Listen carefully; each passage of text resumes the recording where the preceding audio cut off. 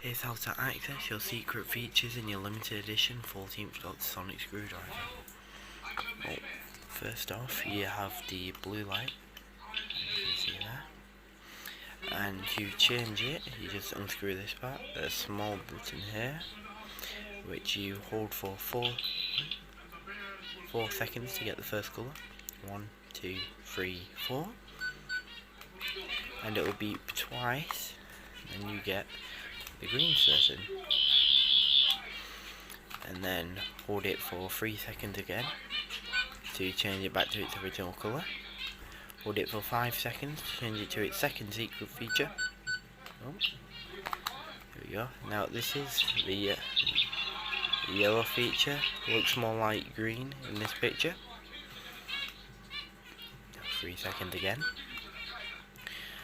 And for the third secret setting, hold it for 7 seconds or more.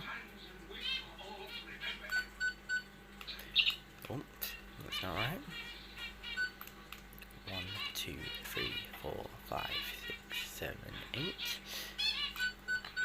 we are. It'll beep 3 times, and then you get the red setting.